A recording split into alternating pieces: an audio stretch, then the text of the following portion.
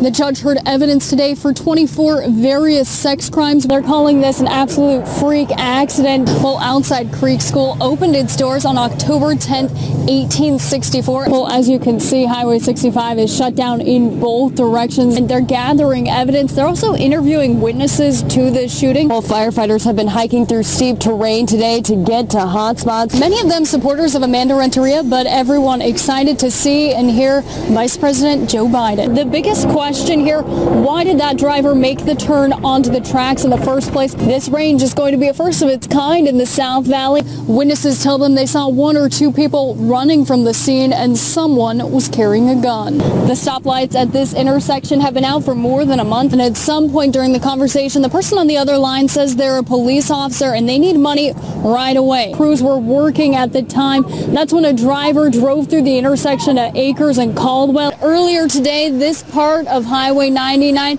was completely closed because it was all flooded over.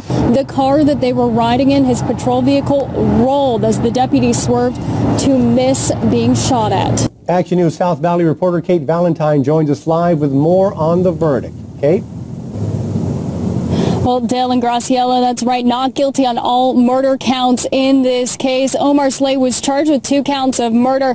The jury also had the opportunity to find him guilty of involuntary manslaughter or voluntary manslaughter. They found him not guilty on both of those counts, too. So he walked out of the Tulare County Courthouse in Porterville today, essentially a free man after spending 2 years being charged with murder. Now, you may remember this stems from a shooting outside an Office Max in Porterville more than 2 years ago. Soleil shot and killed Adam Verduzco and Omar Calderon after they robbed him, stealing a backpack filled with $44,000. That money meant for Soleil's family business. Family and friends were in court with him every day. They celebrated with him afterwards. We caught up with him briefly to get his and his attorney's reactions. I can't even talk. I just want to run home. I got a mom waiting for me, man. It's been 2 years. Relief. I can't forgive them for that. They took 2 years of my life. I can't forgive them. Just shows you that someone that can be accused of a crime can be innocent, and if the district attorney's office doesn't get it right, people suffer. Now, all along, the attorneys have said this was a self-defense case. Soleil was found guilty, though, of 1 charge, a misdemeanor carrying a loaded firearm. Tonight, though, he's a free man. The judge says he was sentenced to time served, so he's already served that time, so he walked out of here free. The jury, this is a relatively quick verdict. They only deliberated for 2 hours and 23 minutes. We are still waiting now for comment from the district attorney's office. Reporting live in Porterville, Kate Valentine, ABC30 Action News. 26 of these portable showers have now been brought to East Porterville, so the families here without water have a place to now get clean. Running water isn't normally considered a luxury, but for those whose wells have gone dry in East Porterville, this is a welcome sight. A lot of people have no water right now, so it's good. Nearly 600 homes in this area have no water. Tulare County Office of Emergency Services has brought in these portable units offering free hot showers to anyone in the community. For Lourdes Serrato, the temperature doesn't matter. I just want to take a shower. I don't know, a hot shower. You don't care if it's cold? I don't care. I just want to take a shower. The showers are based at Iglesia Emmanuel Church. Most days they open at 5 a.m., except Sunday they open at 1 p.m. Private security has been hired to monitor the showers along with janitorial staff to keep them clean. Tulare County will be paying up to $30,000 each month to keep them open.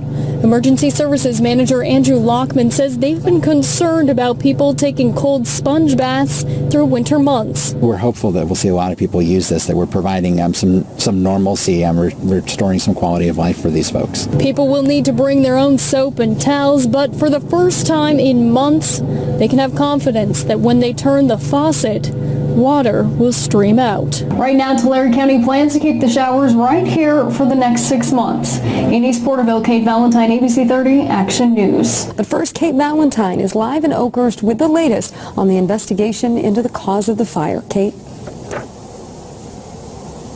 Well, there's a lot of speculation and rumors circulating through town right now as far as how this fire started. What we do know is it started about 1.5 miles away from where we are right now. This used to be an old antique shop.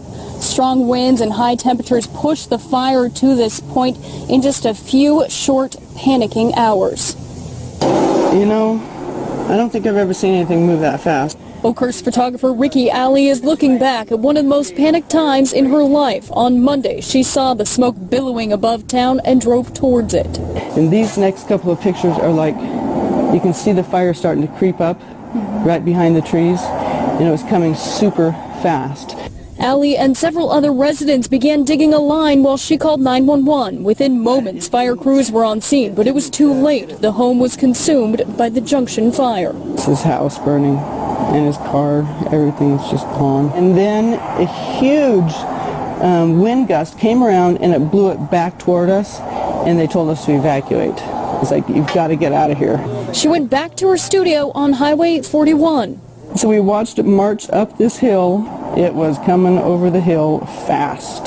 Capturing each moment on her phone, including our photographer John Collins as he covered the blaze. At this moment, she was feeling okay because she thought Highway 41 would protect them. But winds fueled the blaze and it jumped, igniting suburban propane. Nancy, we gotta go! The sheriff's office said it was time to go. Oh my gosh, scary. Scary. Adrenaline kept Allie going. She watched the fire late into the night. Now all she can think about is just how fast life can change when fire and wind take control. You saw in the beginning how it just engulfed that entire property within seconds. You know, it's just crazy. Now, today, people are swapping their own survival stories from Monday night. The town of Oakhurst is getting back to normal, and the kids are scheduled to be back in class starting tomorrow. Live in Oakhurst, Kate Valentine, CBS 47 Eyewitness News.